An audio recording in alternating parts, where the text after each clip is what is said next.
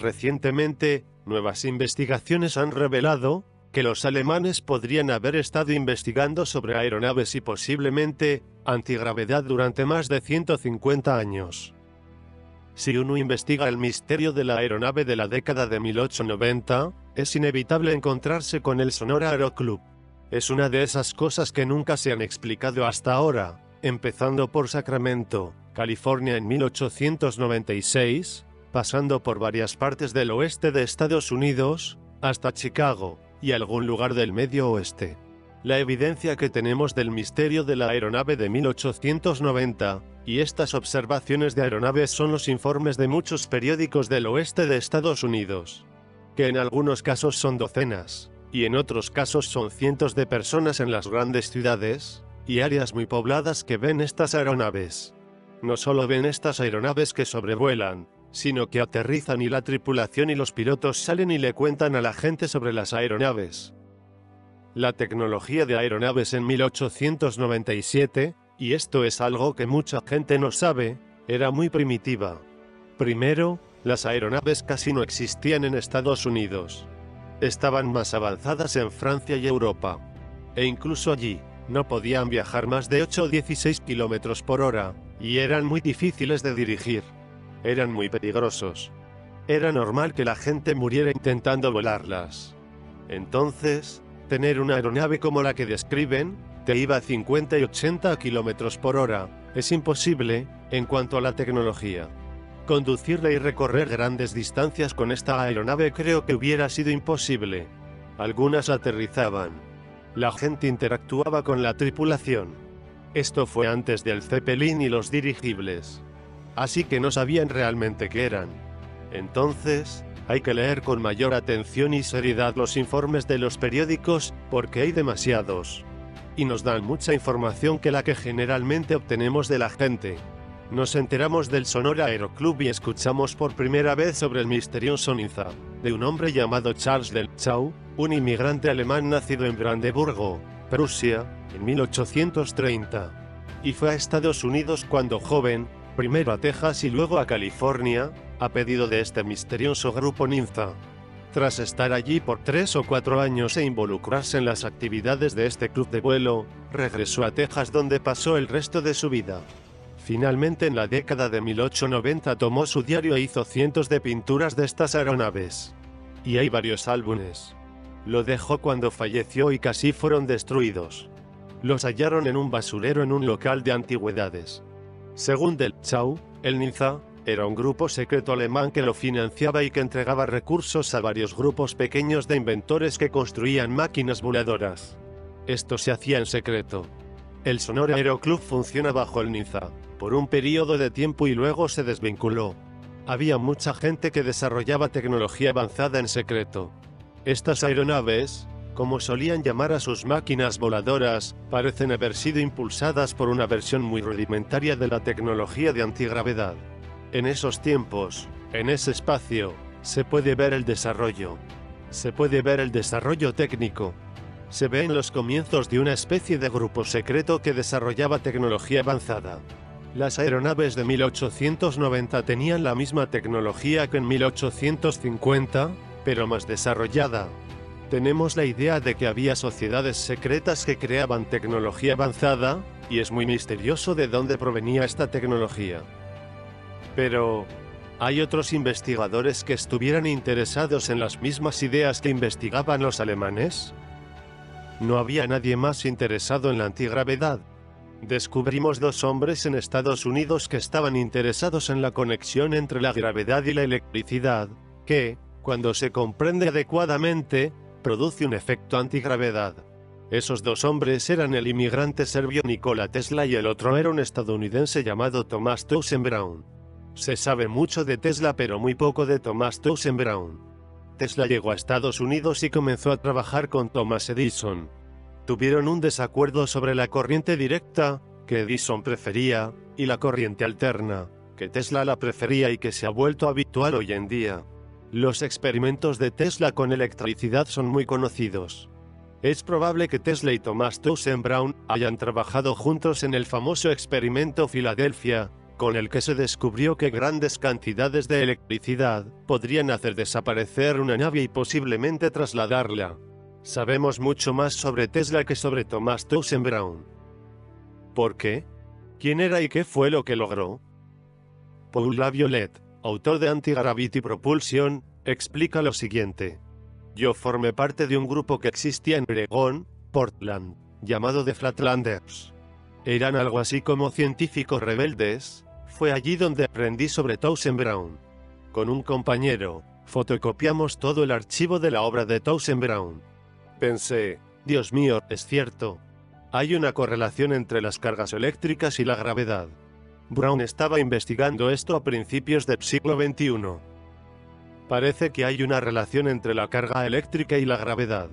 Y la causa de esto se encuentra en el efecto Biefeld-Brown, que tuvo su origen en los resultados del Dr. Thomas Townsend Brown, y luego el profesor Biefeld que aplicó científicamente lo que Brown había descubierto. Cargaba un condensador a 100.000 voltios, y quedaba suspendido del techo, y descubrió que se movía hacia el lado cargado positivamente. Llamó esto electrogravedad. El descubrimiento básico de Brown es muy simple. Si se toma material eléctrico y se carga a un nivel muy alto, se obtiene una propulsión gravitacional que sale de ese metal altamente cargado. Por ejemplo, si tenemos un disco que tiene una placa negativa en el fondo y un ánodo positivo en la parte superior, seguramente se obtendrá una propulsión que se orienta hacia arriba. Si pueden crear las llamadas fuerzas desequilibradas en el condensador, de modo que la carga de uno de los lados del condensador lo empuje en una dirección con una carga distinta que la otra carga, que empuja hacia otra dirección, el condensador se moverá. Y Brown descubrió que esto sucede en condensadores asimétricos, donde una placa es más pequeña y la otra es muy grande. Tenía unas cosas parecidas a paraguas con forma de plato en una placa, y la otra era una pelota. Y todo se elevaba. Logró hacer que esto levantara su propio peso y un 10% más, muy sorprendente. Y esto encaja con lo que Nassim Haramein descubrió, en sus artículos que ganaron un premio belga de física, sobre que si se analiza la física de un agujero negro, y la física alrededor de un átomo y su núcleo, son iguales. Esto es solo una pequeña parte de la investigación de Brown. También investigó la electrocinética. El flujo gravitacional del agujero negro es equivalente, en las ecuaciones de un principiante de ciencia, a la física del átomo. Entonces, el flujo de la carga es un flujo gravitacional. Ambos están entrelazados. Y eso es genial para nosotros, porque simplifica gran parte del trabajo más complejo de la física. Durante la guerra, ¿qué hacían? Dicen que trabajaba con radares. Era la época del experimento de Filadelfia. Hay muchos rumores de que estaba metido en eso y él nunca lo negaba cuando la gente le preguntaba. No lo admitía, pero tampoco lo negaba. Hay un solo campo, nos han mentido para que pensemos que la gravedad es algo, y la energía electromagnética es otra cosa. Brown era muy respetado y trabajó en el laboratorio de investigación militar. Estaba muy relacionado con los militares. Le hizo algunas demostraciones a la Armada en los discos en Pearl Harbor, que supuestamente volaban a cientos de miles de kilómetros por hora. Richard Dolan explica lo siguiente. Lo que sucede es que el mundo reservado los toma, esa tecnología se vuelve confidencial y básicamente se las llevan, evitando que el resto del mundo, literalmente evitando por medios legales, que la gente desarrolle esas tecnologías. Estamos hablando de electrogravedad, de tecnologías de propulsión electromagnéticas, tecnologías de propulsión gravitacionales. Solo cuando se comienza a trabajar con condiciones de amperaje muy altas como lo que hacía Nikola Tesla, como lo que hacía el Dr. Thomas Townsend Brown, como lo que hacían los alemanes con la tecnología de las campanas, se obtienen vectores gravitacionales que salen de esa carga electrostática. Y lo más fascinante de esto es la coordinación, porque Thomas Townsend Brown realizó estas investigaciones en la década de 1920. Esa investigación fue captada por los alemanes y otros grupos y les permitió desarrollar estas tecnologías. Ahora podemos ver y comprender cómo la electricidad y la gravedad pueden formar un campo que se puede manipular. Se pueden mover objetos, incluso en el vacío. Cuando nos preguntamos si otros investigadores buscaban esta conexión, descubrimos la obra de Nikolai Kozyre. La torsión es un término de la física, para la rotación y el giro de la estructura entramada del espacio-tiempo. Ese sería el resumen. Hay una rama de la ciencia en la astrofísica rusa, que fue liderada por el Dr. Nikolai Kozyre. Fue uno de los principales científicos que habló de esto. Se denominan campos de torsión. Kozyre notó que si el modelo estándar del Sol, o cualquier estrella, es una gran bomba de hidrógeno encadenada, que explota perpetuamente y colapsa en sí misma. Si ese modelo fuera cierto, el Sol debería estar expulsando mucha más radiación de neutrino. Los campos de torsión son una ciencia única y muy extraña, porque es ciencia de una fuerza invisible, que no está reconocida por el pensamiento convencional occidental. Si volvemos a la época de Isaac Newton, la gravedad existía desde mucho antes de que la manzana le cayera en la cabeza. Simplemente, no sabíamos que existía. Del mismo modo, los campos de torsión son un elemento básico de la física del universo. Kozyre lo demostró de forma concluyente. Kozyre comenzó a pensar lo que significaba el Sol.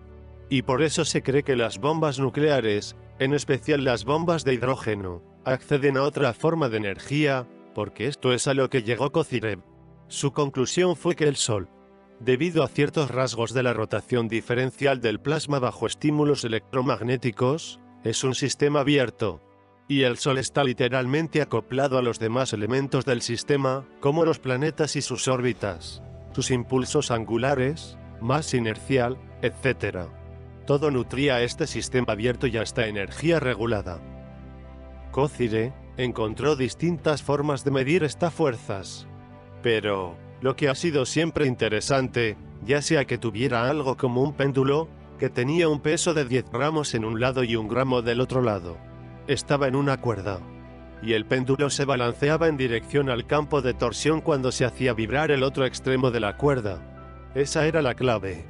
Las vibraciones lo hacían muy sensible a los campos de torsión. Esa energía varía en el tiempo, de acuerdo con la configuración geométrica del espacio local. Descubrió que los procesos mecánicos generaban campos de torsión. Kozyre concluyó que esta energía venía del tiempo. Pero un día, se puso a leer el libro de Goethe, en el que Fausto se ve tentado por el diablo Mefistófeles, y tuvo una reacción emocional y la aguja apuntó hacia él. Y eso demostró que su conciencia podía crear un campo de torsión del mismo modo que lo hacían estos procesos mecánicos. Comenzó a investigar esto y sucedió algo interesante. Fue duramente denunciado en el Pravda, por ser un charlatán, un impostor, un fraude. Después de la caída de la Unión Soviética, descubrimos que lo que realmente estaba haciendo Kozyre era un trabajo ultra secreto para la Unión Soviética sobre torsión. Si buscan en los registros, están todos los indicadores. Los nazis trabajaban con la torsión de la física. Los rusos detonaban bombas de hidrógeno. Y cuando lo hacían, obtenían probablemente resultados abrumadores en sus cálculos. Y también está la astrofísica, que hablaba del Sol y su funcionamiento incorrecto, de acuerdo con las predicciones de la relatividad general. Entonces, lo reacomodaron para trabajar y descubrir qué estaba sucediendo, porque no podemos hacer que nuestras bombas hagan estallar al mundo entero. Solo queremos hacer estallar a los estadounidenses.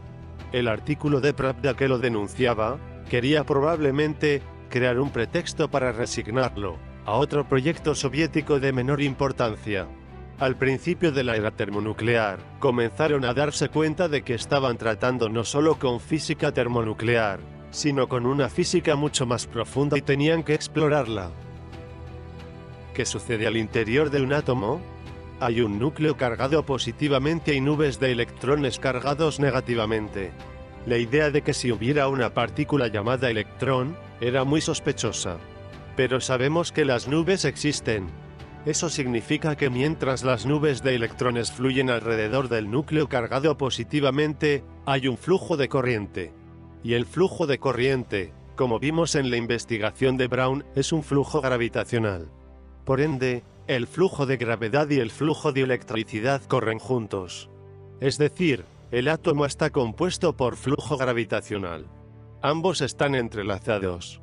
Por eso una corriente eléctrica genera una corriente gravitacional. Ahora, Supongamos que la gravedad es la energía que fluye a la Tierra para crear la Tierra momento a momento. Nosotros seríamos como mosquitos a quienes soplan contra un mosquitero, y la corriente nos empuja hacia abajo. Y decimos que la gravedad nos jala. Es incorrecto. Es el empuje de la gravedad que nos empuja hacia abajo e influye en nosotros, pero a un ritmo menor. Lo que sucede es que hay varios modos por los que se puede dar vueltas en este fluido de energía que compone la Tierra. Así, un giro de la gravedad se denomina campo de torsión.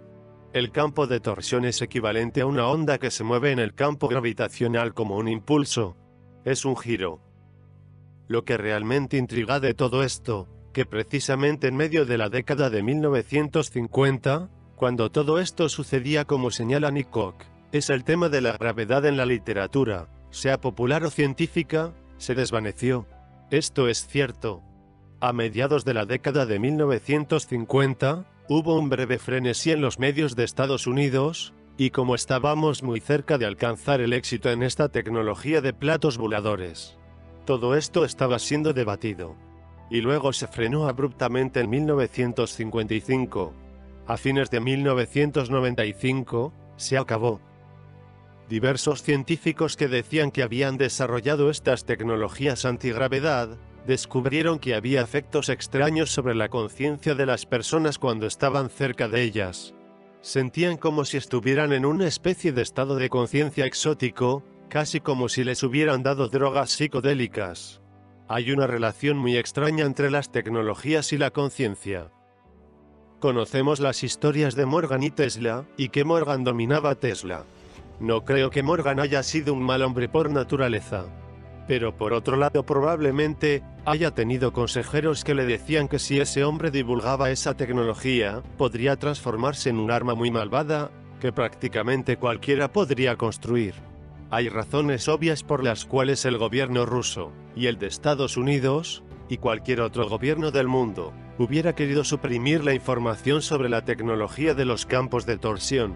Para empezar, seamos totalmente claros. Esta tecnología no es completamente benévola. Hay cosas extremadamente dañinas y destructivas que se pueden hacer con ella. Por otro lado, sería el fin de nuestro poder.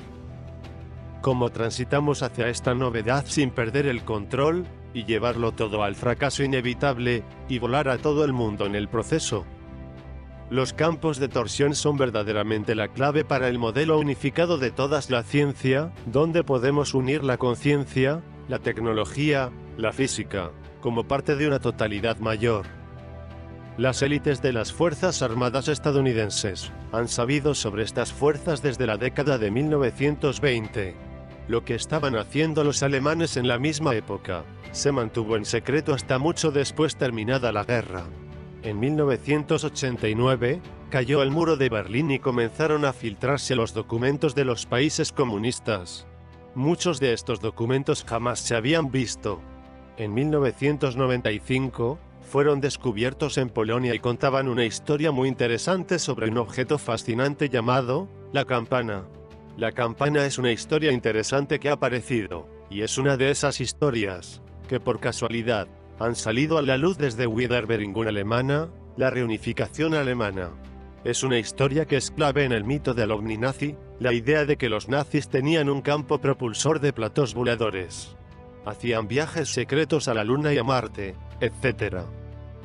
La campana es un sistema de propulsión. Es básicamente una especie de reactor. El reactor es la fuente de energía para algo llamado AUNEBU. Este oficial de la SS se llamaba Jacob Sporrenberg.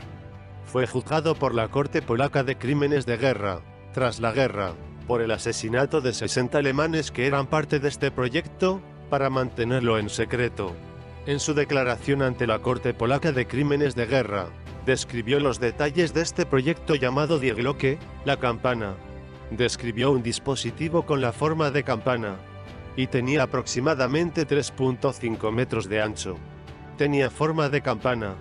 Su descripción hace pensar que estaba cubierta por cerámica o metal.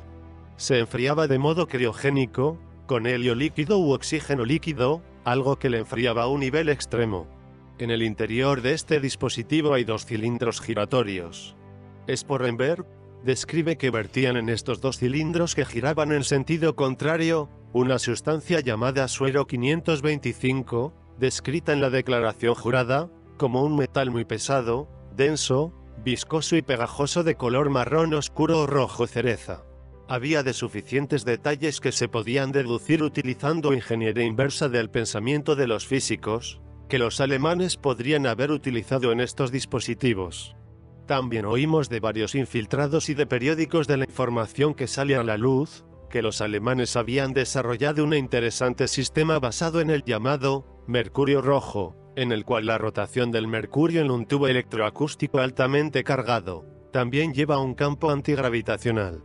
Entonces, este suero 525 se vertía en estos cilindros que giran en sentido contrario y alta velocidad, en direcciones opuestas. Lo que causará esto, y para explicar un poco el efecto físico, es que adherirá la rotación de los átomos y moléculas de esta sustancia en un solo plano. En otras palabras, alineará los ejes de rotación de estas cosas. Sporrenberg también lo describe. Hace un zumbido o un chiflido. Entonces, los alemanes lo apodaron a este artefacto como der Bienenstock, la colmena, porque hace un zumbido. Cuando estudiamos las obras de arte de Delpchau, se ve algo impresionante. Tenía que ver con el sistema de propulsión, el sistema de energía, para una de estas aeronaves de 1850. Y era algo que Delpchau identifica como un cono generador. Y rota, gira sobre un eje central al cual está fijado. Y un combustible misterioso, combustible líquido, se inyecta en el proceso. Esta cosa tiene la forma de una campana. Es increíble, porque estamos hablando de los alemanes. Hablamos de un objeto giratorio con forma de campana, con un combustible secreto de suero líquido. Este era el concepto básico de la década de 1850, que Delpchau, claramente en la década de 1890, incluyó en uno de sus dibujos. Tenemos indicios de que los alemanes están experimentando con algún tipo de sustancia que recibe una gran carga de electricidad. Y eso es plasma. La sustancia es pesada, es líquida y es roja. Para mí, lo más probable es que sea metálica. Posiblemente sea un óxido de mercurio y algún otro compuesto químico. De modo que lo que están creando, en efecto, es una versión del Sol, porque el plasma del Sol está sometido a tensión electromagnética. Existe lo que se llama rotación diferencial del plasma, que crea lo que los físicos denominan torsión. Creo que la campana ha sido diseñada imitando al Sol para crear un efecto de torsión máximo. En consecuencia, creará un tipo de brújula magnética o cancelación del campo gravitatorio. Y, de hecho, esto es lo que se informa de la campana, porque en un cuartel, vieron una prueba durante la noche en la superficie. Vieron algo que parecía un barril brillante azul pálido, que se elevaba, como si levitara y luego volvía a caer detrás de los árboles. Aenebu es el ovni clásico. Se asemejan a los ovnis que salieron en miles de revistas. De modo que desarrollaron el Aenebu alrededor de la campana. Y tuvieron que proteger el Aenebu, porque la campana emitía mucha radiación y calor y otras cosas. Al final de la guerra, científicos y técnicos involucrados en el proyecto desaparecieron, para evitar que cayeran en las manos de los rusos y los aliados. Creo que parte de este proyecto terminó en Argentina, y experimentaron bajo el control independiente de los nazis, incluso después de la guerra, lo cual es lógico. Porque al contar con este tipo de tecnología, la bomba atómica es un juego de niños. Todo esto significa que están experimentando con un tipo de tecnología prototípica de torsión, tecnología de propulsión de campo. Entonces, estas tecnologías se combinaron para desarrollar un plato volador real, mucho antes que lo que normalmente pensaríamos, que cualquiera de nuestros gobiernos terrestres hubieran tenido contacto con esto, es decir, el caso Roswell. Los alemanes estuvieron unos 10 años más avanzados en ese sentido. Antes de su muerte en 1995, Ben Rich, creador del bombardero furtivo y jefe de los centros Skunk Works de investigación secreta de Lockheed Martin, le dijo esto a un grupo de personas después de un discurso. Ya tenemos los medios para viajar por las estrellas, pero estas tecnologías están atrapadas en proyectos secretos. Y sería necesario un caso de fuerza mayor para usarlos en beneficio de la humanidad. Cualquier cosa que imaginen, ya sabemos cómo hacerla.